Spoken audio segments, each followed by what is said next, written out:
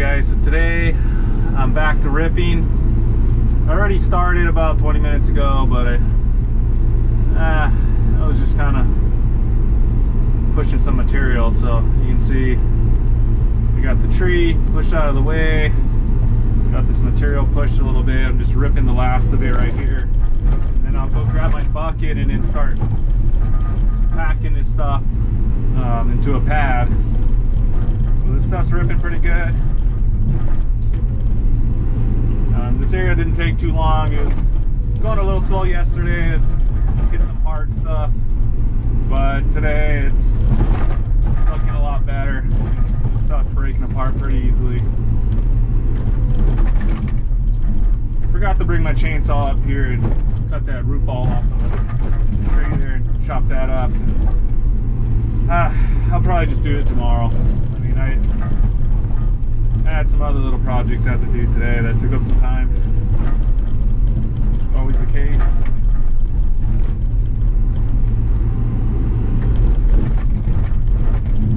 Back at it, ripping away. Weather's a little bit better today. It is clouding over, but hopefully it'll hold. It's New Year's Eve today.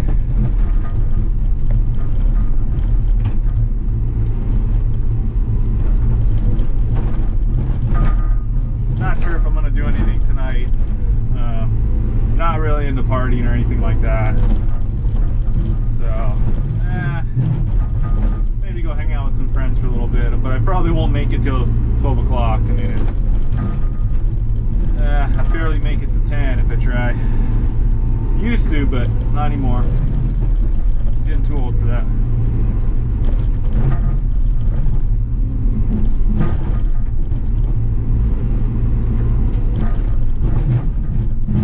It'd be nice to have parties up here once it's set up. That'd be cool, but not there yet. Maybe next year. Probably do a big housewarming party, or I'd say land warming party.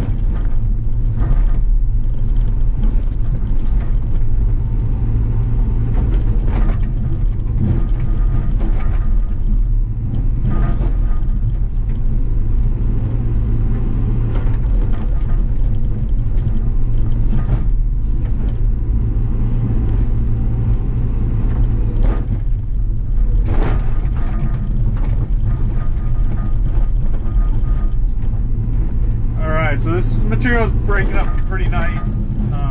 This stuff's good for packing pads. You can see it's just a bunch of different size rocks mixed with dirt. It's going to pack nice and tight.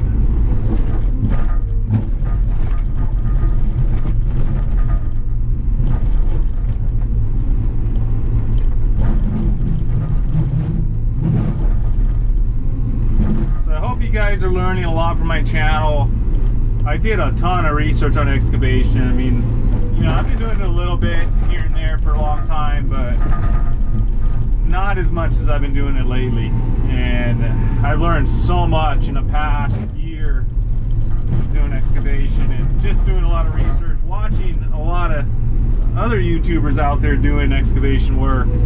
So that helps. I'm glad you guys are doing it. You know, keep doing a good job. It helped me a lot. To get started, but there is still a lack of good information with excavation work. So I'm hoping that the information I gathered through the last few years will help you guys out if you guys are starting your own excavation company. Even if it's just a one-man show kind of business, like that guy Andrew Camarada, which I recommend his channel. You know, I'm gonna give you a lot of good information. I don't know everything, but I'm learning as well. I'd like to learn from you guys, so you guys got tips or any ideas on how to do better excavation work, or just, you know, make your company better in the excavation field, hey, I'd love to learn more. I mean, I'm always learning, so that's the only way you can grow, is constantly learning from other people. So that's the fastest way you can grow. I mean, if you can learn from other people, you know, let them make the mistakes, you can get 100 years of knowledge in, you know, just a few hours, just reading and listening to guys, watching guys on YouTube. I mean, you know, you can watch the old timers that have been doing it for a long time, and you'll learn all their tricks really quick. And they've taken years to acquire those skills. You're not going to have the same operating skills as them, but at least you know how to do it, and all you got to do is try and apply it. So you just got to work on applying it well, but you already know the tips. So for me, I'm good at applying everything I learn. If I see someone do something, I can apply it really well. So I can learn new tricks pretty quick, you know, new techniques. And you know, you just got to get good at applying it in the real world. So that's the, I guess, the hardest part, is being able to apply it in the real world as you saw it or as you read it. You know, so. But if you're the guy writing it or making a video on it, you can explain it better. These guys that are trying to learn will learn a lot better. So if you leave out, you know, key information, you know, it's not good. So I'm gonna try my best to give you guys good information, and I'll try not to leave out anything. You know, if I do, I'll try to update in my new videos. So, you know, watch my videos if you can. If you like them, then, you know, that's great. I'll try to keep them entertaining, and I'll try to edit them as best I can. I'm going to try and limit the editing. Not really into the editing part. I don't want to edit them too much. I want to keep them kind of raw, you know.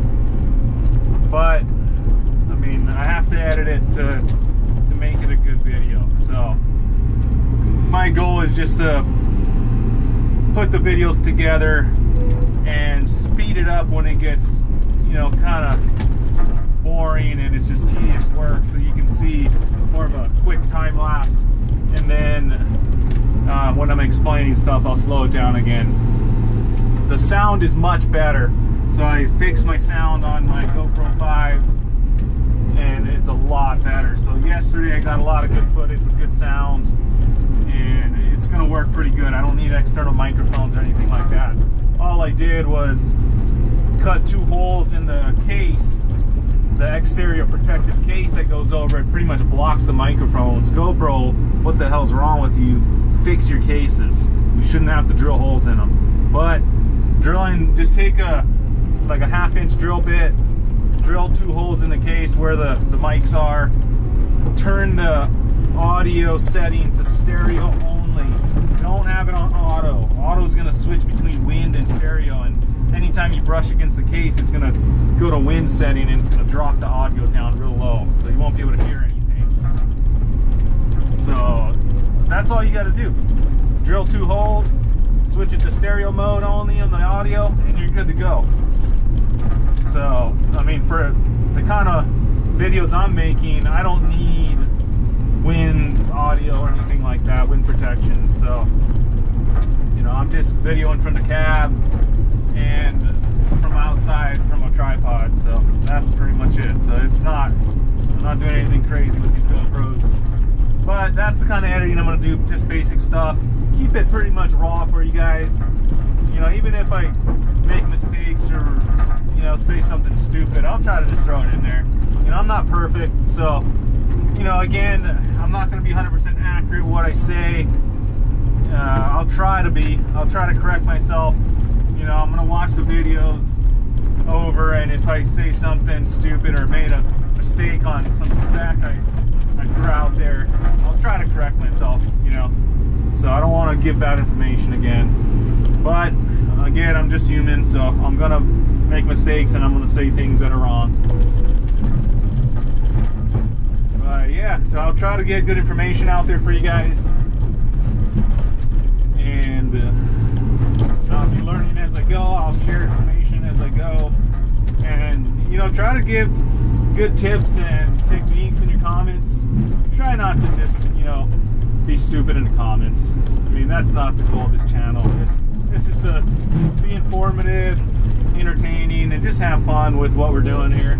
So if you guys are doing excavation work, hunting, you know, you're a shooter, whatever, fisherman, I mean, you just like outdoor stuff, you know, this will be a good channel for you. But, you know, keep it at that. No bashing or know, just saying stupid things. I mean, that's dumb. It's immature. We're all adults. You know, we'll try to have fun, but you know, keep it at a minimum.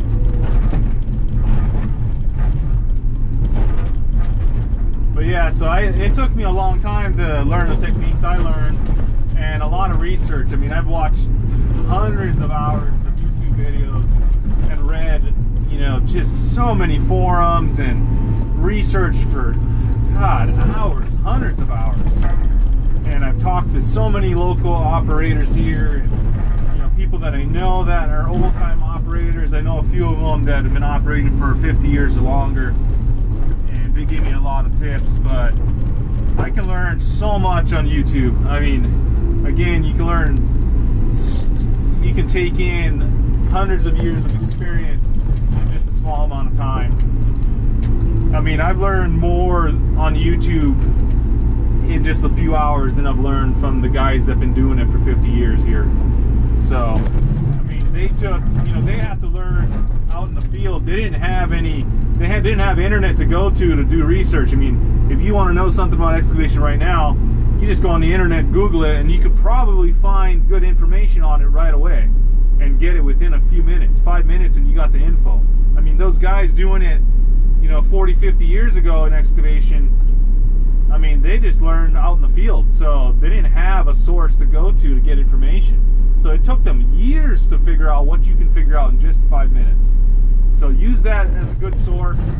I'm going to try and make my channel as one of those good sources out there, because I was frustrated when I tried to research online to get really good information on excavation. There's not a whole lot of good detailed information. That's the thing. It's like there's when you search like, oh well, what, you know, what machine is the best and what bucket size to use for this and for that, you can't get a whole lot of info. I mean, you get a bunch of mixed crap that just, it's just guys' random opinions, you know. It's like, oh well, I ran this machine, so this one's good. It's like, well, how do you know that one's better than this one? You haven't tried the other ones. I mean, God, I mean, it's, I don't know. It's, and in the bucket sizes, that was tough for me to find out too. It's like, what bucket size do I need for my machine? I mean, there's no list you can find that says, okay, you got this size machine, these are the buckets you want to use, you know, this is the one you want to use for this kind of work, and that one for this work. I mean, you kind of just have to guess. You know, I mean, even trying to get a trenching bucket, it's like, God, there's like so many different sizes. Which one do I get? I have to actually, luckily I know construction guys that do construction and have businesses, and they told me that the only ones they see around are 2-foot buckets. So most of the guys they see. So I just went with a 2-foot bucket. And I was reading, you can go from anywhere from, you know, 12 inches up to 3 feet for trenching buckets. And it's like, gosh, I mean, and there's everything in between. So kind of difficult to figure out what you need. If you know a lot of people in excavation and just construction, go talk to them and see what the other guys are using, because they probably went through, you know, the trial and error to figure out what they needed. So, you know, they already made the mistakes and took the time to research it, so learn from them. It's hard to find it online, certain things. You would think it'd be there, but it's not. So I'm gonna try and get it online for you guys and go from there. And I'll, you know, eventually come up with a list of types of attachments to use for different, you know, uses and different types of ground you're working in and stuff like that. Again, I had to do so much research. It was frustrating, but I did learn a lot. And during that research, the one thing I gained was I read a lot of other information and other tips that I wasn't really looking for. So I had to read through it all. So I learned a lot more than I really wanted to. But it's good. I mean, there's a lot of, you know, about machines to stay away from, certain years that have problems and all that kind of stuff. I mean, there's a lot of guys that talk on forums and they know, like, okay, this year machine, stay away from that, it had these problems. So certain things like that you'll learn by reading online. But I mean, I'll go over real quick with just this machine. This is they consider this a 14-ton machine. Again, don't be fooled thinking it's exactly 14 tons. It's not. Actually, the base models are 14 tons. So when it's and Cat, their models, when you say 314, 315, 318, 320, the last two numbers is the weight of the machine in metric tons. So it's 14 metric tons. Well, this thing weighs way more than 14 metric tons. Luckily, I learned that, you know, almost the hard way. I almost bought a truck to move this, thinking I only needed a 14-ton, you know, trailer. But this thing weighs more like 18 tons, and it's kind of frustrating that Cat does that. It's a little deceiving. So, you know, people think this machine is smaller than it is. It's not. This is an 18-ton machine. So, I mean, the tag on it says 39,000 pounds. So, I don't know if that's just a general tag for 314s and that's the max they can be equipped with. Not sure, but I know this thing weighs more than 14 tons. So, the base model with the short undercarriage, no blade, no thumb, the smallest bucket you can put on it, short stick, all that kind of stuff is the base model 14 ton, and that one weighs 14 ton metric. So again, this is around the 18 ton average machine, equipped the way it is now with the long stick, thumb, and blade, and the long undercarriage.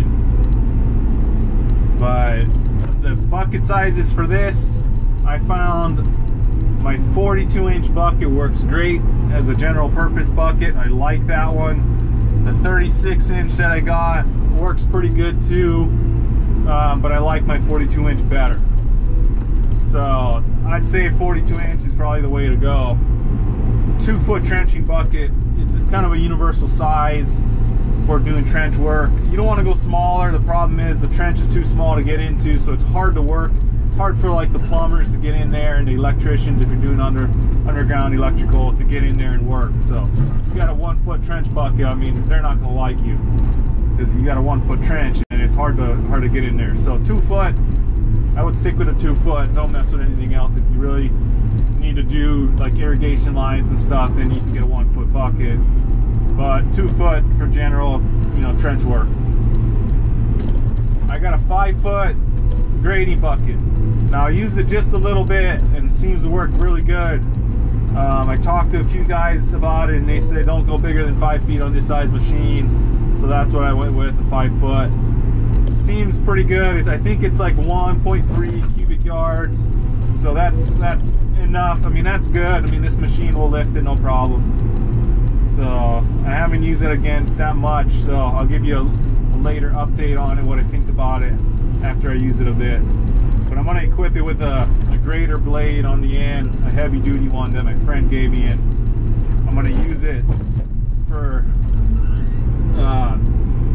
kind of grub work, like finished grub work and smoothing out properties and moving, you know, gravel material and stuff like that for pads. It's going to work great for that. Rippers, oh man, the ripper is a must. I mean, if you have an excavator, you don't have a ripper. I mean, even if you don't have rock in your area, you're probably going to be dealing with some trees and stumps. The ripper's the way to go. So just get a ripper. They're pretty cheap. This one cost me, I think, like $2,200-$2,300 bucks, brand new, custom built for this machine from TRK Attachments out of Canada. Great company. The ripper's been holding up really well. I mean, it's so beefed up. I mean, this ripper should last me my lifetime. I mean, it's so thick and heavily plated that there's no way I could ever break this thing. So it's a great ripper. It's worth its weight in gold for sure. As you can see from just ripping right here, I mean, it's the like without this, I'd be dealing with my hammer and putting a lot of abuse on my hammer. I just don't like using a hammer. You know, it's an attachment that cost me $30,000, and then it's, you know, I'm beating it up, and it kind of hurts, you know, when you're using it and doing this kind of work with it. So I'm only gonna break out the hammer when I really need it. I'm gonna kind of save it. You know, I don't want to put too many hours on it.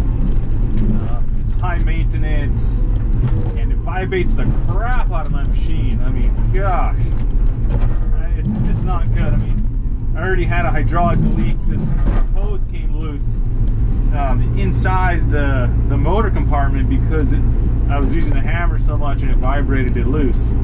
So I don't know what happened with that. I mean, it shouldn't come loose, but it did. If you got older machines, you're probably going to have that problem. So if you're hammering, especially the first few hours you put it on your machine, you better get out and check every, you know, 15 minutes to see if you got a hydraulic leak somewhere. But I got a bunch of things. Panels came loose, and oh man, just bolts coming loose all over the place. I mean, it's not good. And this is a pretty new machine, and it's a cat, and you know, these are good. So I can imagine the cheaper machines are just going to rattle apart.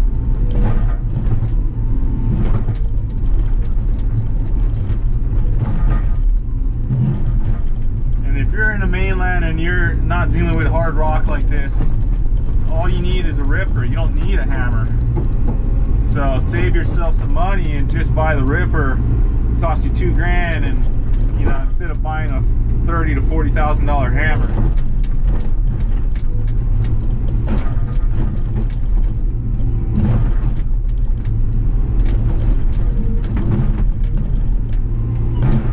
Other attachments, a thumb. Got to get a thumb. I mean, the thumb is worth its weight in gold for sure.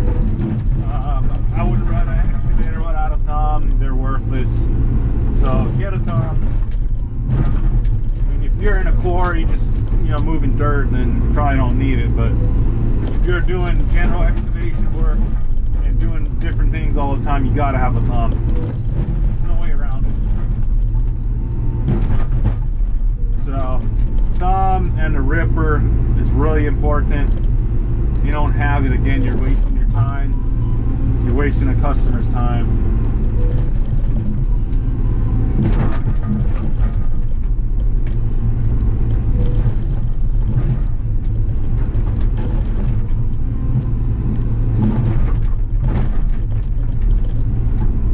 I'm trying to think of other things you need. I mean, protective hoses like the yellow stuff right there is really important. I would wrap all the hoses. I gotta wrap the rest of mine. I've been kind of slacking on that, but anything that's down low that's gonna get hit or potentially get hit, wrap them good. It's cheap insurance. I mean, you can get it off of Amazon for really cheap. Really durable stuff. They make black and yellow. I think they make white stuff too.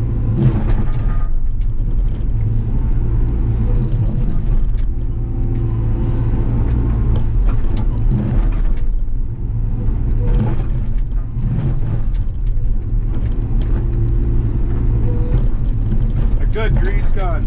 I did a short review on the grease gun I used before I started today, so check out that video.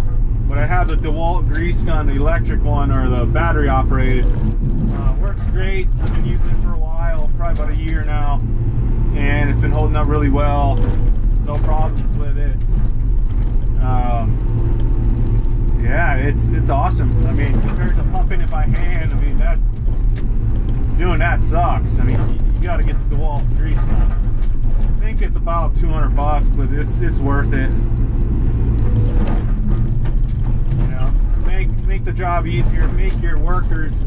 You got workers running your machines. You know, give them a better grease gun. You know, they'll actually grease the machine. So make it easy on them.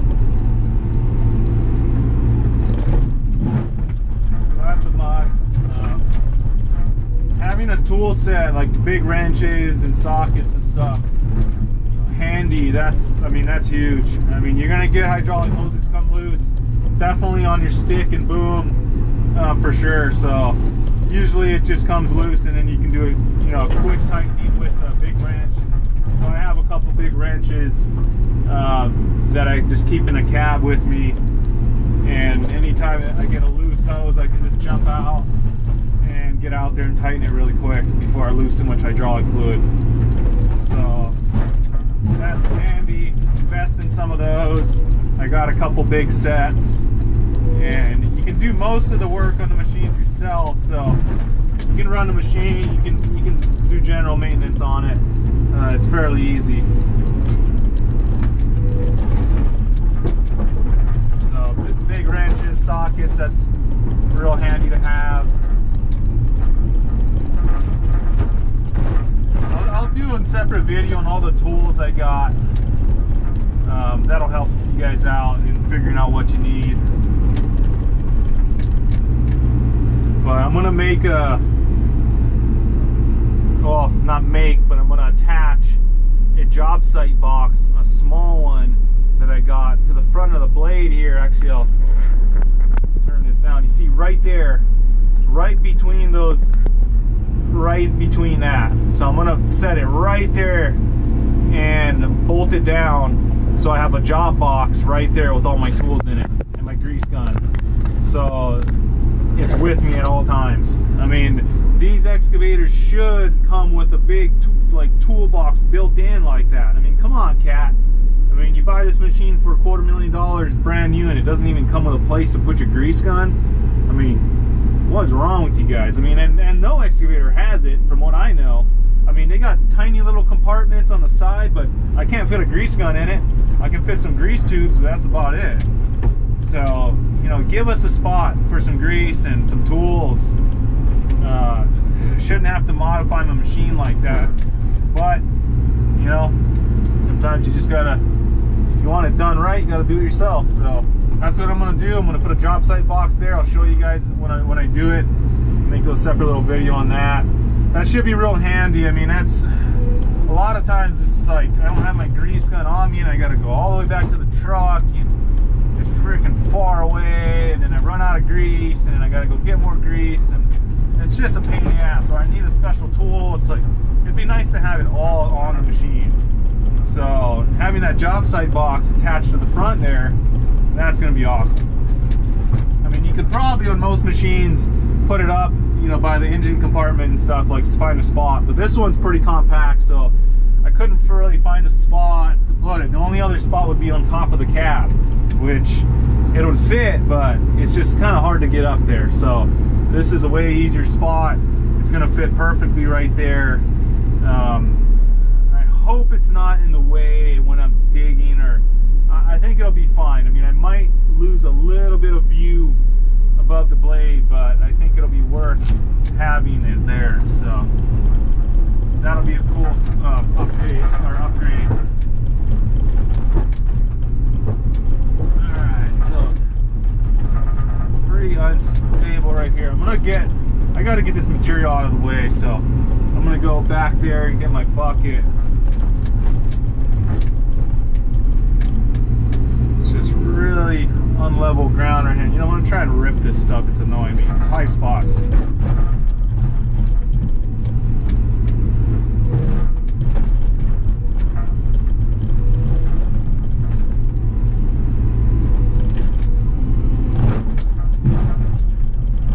We got a few high spots here that making it hard to move around this spot. It's just teetering on these hubs.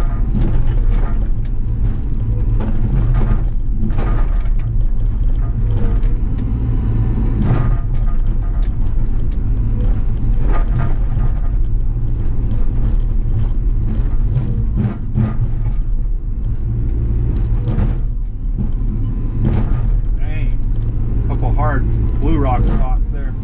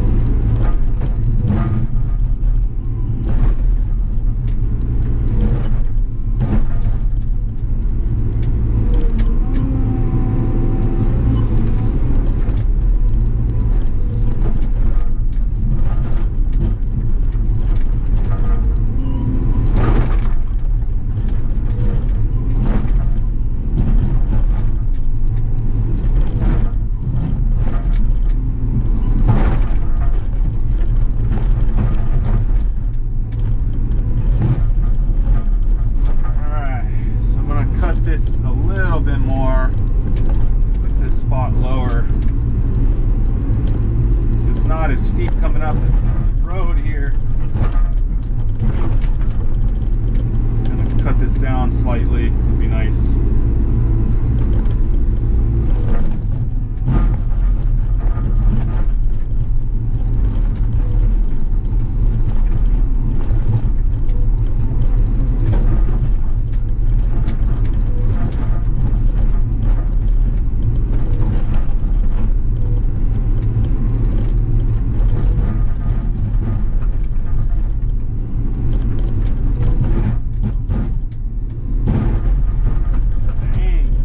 Get some of this with my hammer. Some really hard stuff right there. Eventually I got to bring up the hammer anyway. I got a few spots to work on where it's hard. I could probably eventually get it with the ripper. I mean, it's just, some of the spots are just taking too long. I mean, and it's just small spots, so the hammer's going to be quick. When I got a whole hillside to cut out, the ripper's way faster than the hammer. But when it's small little spots,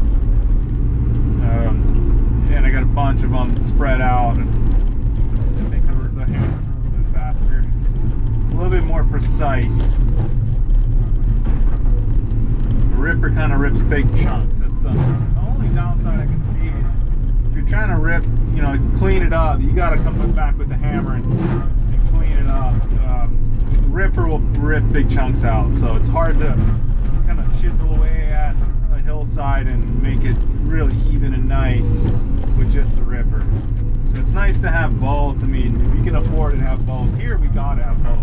There's no way around it. I mean, if I'm gonna do a septic system, I need a hammer.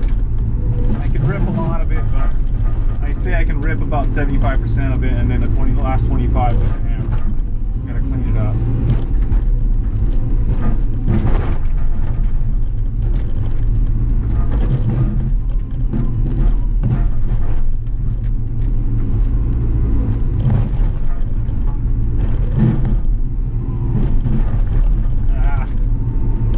It'll take too long dealing with that, so I'm just gonna try to take this spot here out.